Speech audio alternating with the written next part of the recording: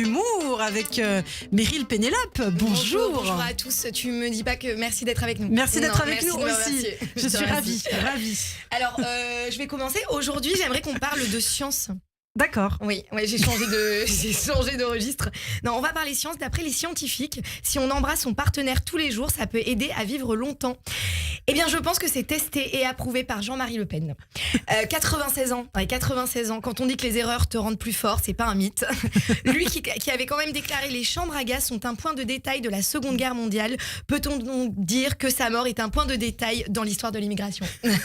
Mais c'est aussi un détail dans le monde des réseaux sociaux, parce qu'un autre drame a ressurgi plutôt. Tenez-vous bien, s'il vous plaît. Manon Tanti des Marseillais, un personnage emblématique de la télé-réalité. Est-ce que vous voyez qui c'est? Oui, j'imagine que vous ne voyez pas qui c'est. Moi, je vois qui c'est. Christophe, tu vois pas qui c'est non Pas plus? du tout non plus. Ouais. Alors, Manon Tanti des Marseillais est un personnage de télé-réalité qui s'est vu offrir un sac Chanel.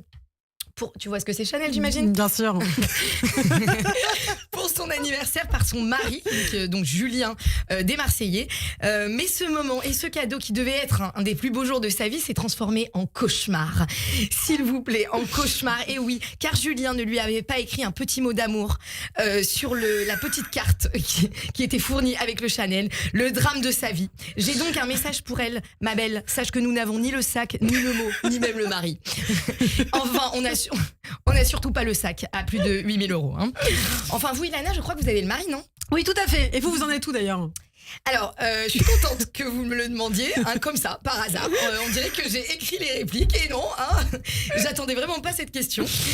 Alors moi, j'en suis pas. Voilà, mais j'aurais pu pécho grâce à un foulard. J'ai envie de vous raconter cette histoire. Vous avez envie de la connaître? Allez. Voilà, en fait, j'ai envie de vous raconter. Je suis partie jouer dans un comédie club parce que pour ceux qui ne le savent pas, je suis humoriste.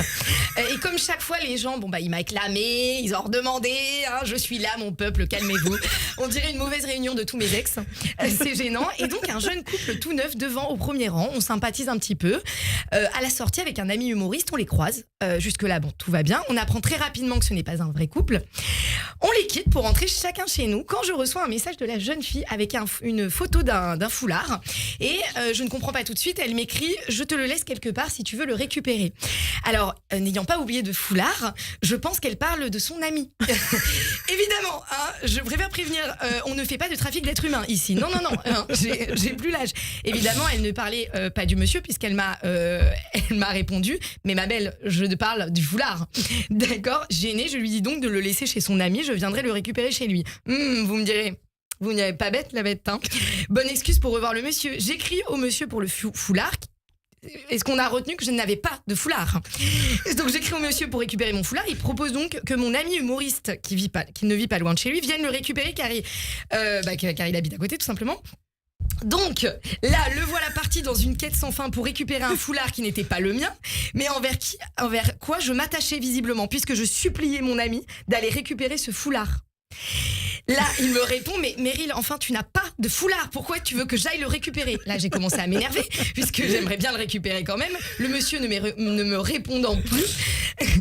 Je dis: j'en peux plus, je veux mon foulard. Heureusement, il m'a remis les idées en place. Il m'a dit: Meryl, tu n'as pas de foulard.